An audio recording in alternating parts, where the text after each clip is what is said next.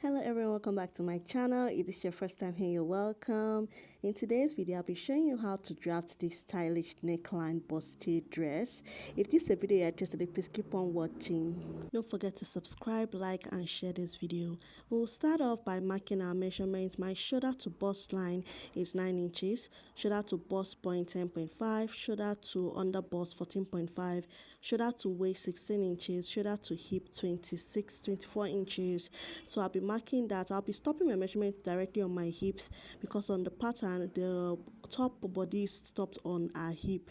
So I'll proceed to marking my shoulder measurement 16 divided by 2, that will give me 8 inches. I'll mark that both on my shoulder line and on my bust line. I'll come down by 1 inch of shoulder slope and mark 3.5 inches of neck width, and I'll connect that line just as shown. I'll come down for the front pattern with a neck depth of 3.5 as well. I don't want my neckline too tight for the stylish neckline, so I'll proceed to marking my bust round measurement. 42 divided by 4, that will give me 10.5. I'll mark that measurement and I'll mark my armhole midpoint, that will give me 4. I'll mark that measurement and go in by 0.5 and I'll curve out my armhole.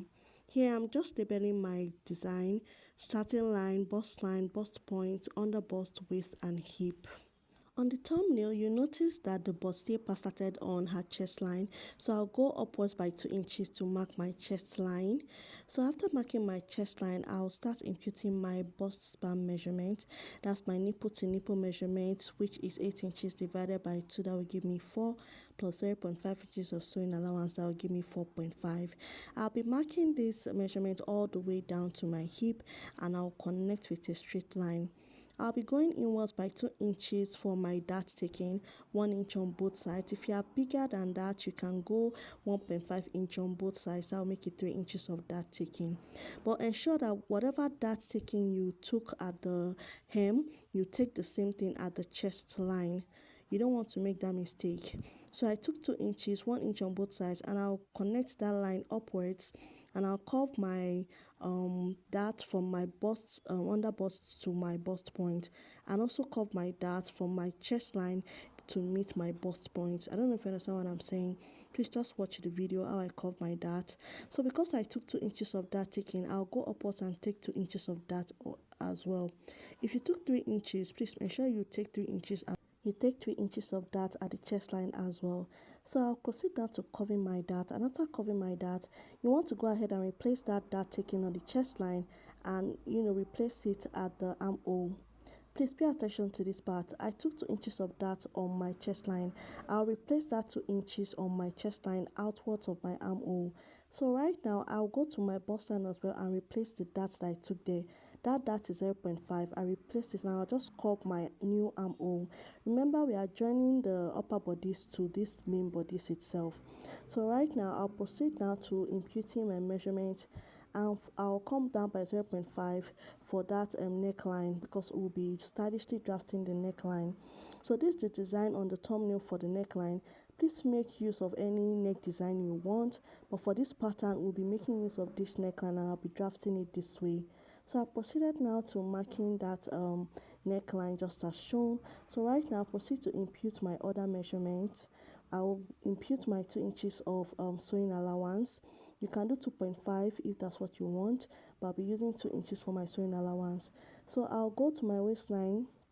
My waist is 38 divided by 4. That will give me 9.5 plus 2 inches of dart taking and 2 inches of sewing allowance. I'll come to my hip. My hip is 44 divided by 4. That will give me 11 inches. I will take that measurement, 2 inches of dart taking and 2.5 inches of sewing allowance. Now on the thumbnail, you notice that the waist to the hip is actually very curvy.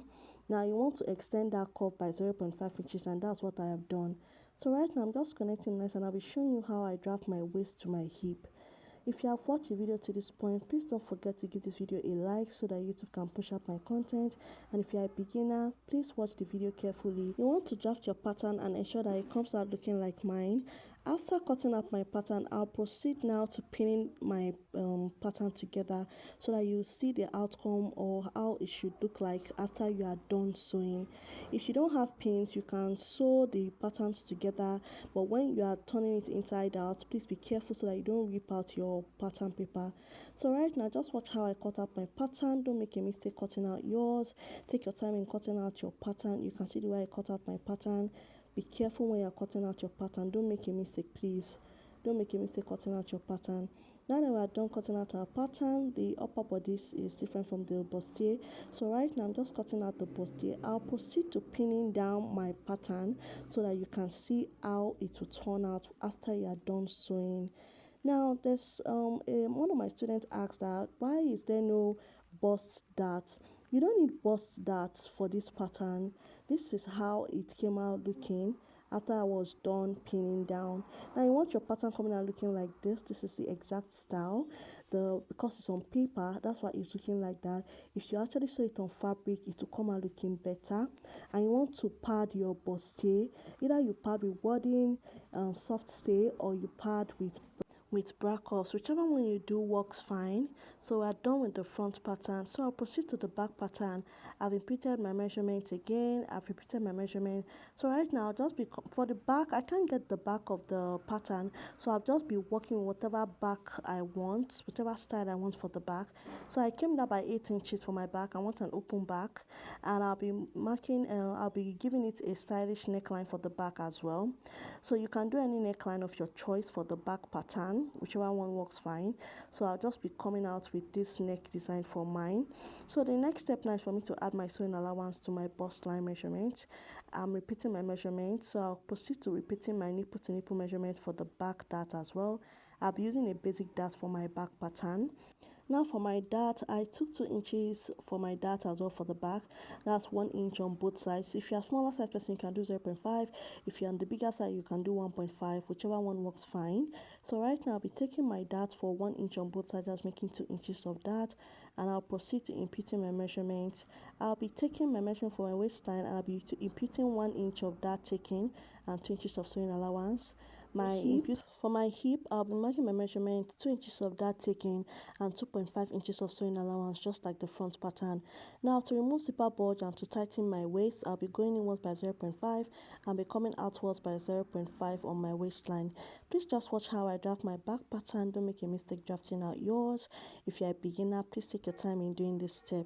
Now you are done with the back pattern. After we are done, we're going to cut out our back pattern and I'll be showing you how it should look like at the end of the day after taking in your dart.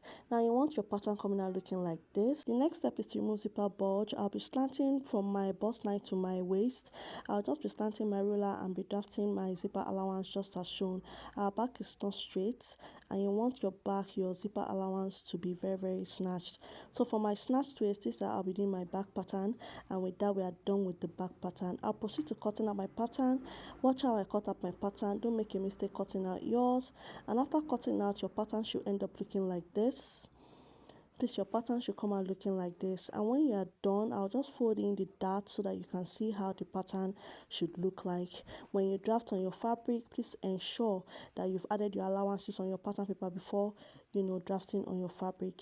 This is how the pattern should look like. And with that, we've come to the end of the tutorial. I hope you learned 1 or 2 things. Thank you for watching. Thank you for subscribing. Until I come your way again. Bye.